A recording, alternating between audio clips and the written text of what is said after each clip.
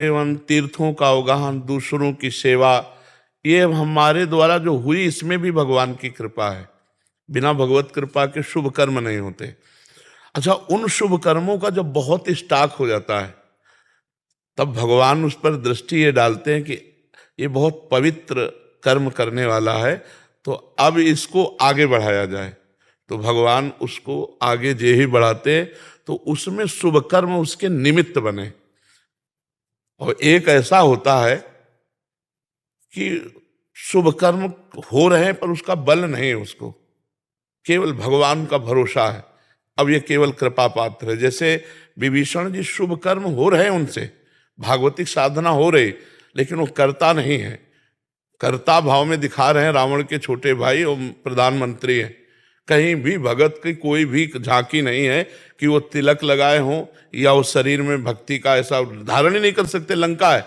लेकिन अंदर से वो भगवान के चिंतन में, भरोसा एकमात्र भगवान का।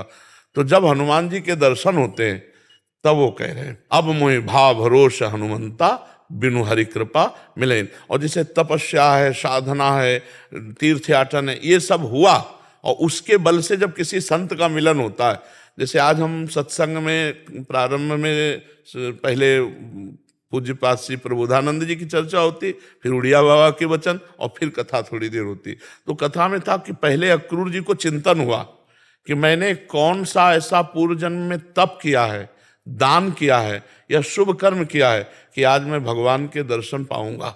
फिर कहा, अरे नहीं नहीं, मैं तो विषयी जीव हूं, ये तो मेरे ऊपर भगवान की अहेतुकी कृपा हुई है। दो वहां वहां वहां भी कह रहे हैं कि अपनी तपस्या और शुभ कर्म पुण्य बल का स्मरण आया उनको। फिर कहा, नहीं नहीं, ये तो मैं विषयी जीव, अधम जीव, भला भगवान के दर्शन इनसे कैसे हो सकते, ये तो सिर्फ भगवान की कृपा है। तो हम निर्णय निकालते हैं जब, तो इसमें केवल केवल कृपा नजर आती है, क्योंकि वो जो पुण्य बना जिससे संत मिलेगा, साधारण पुण्यों से नहीं, वो पुण्य भी भगवान की ही प्रेरणा से होता है। तो हमें तो केवल कृपा नजर आती है, केवल कृपा। अगर किसी का पुण्य बल प्रकट भी हो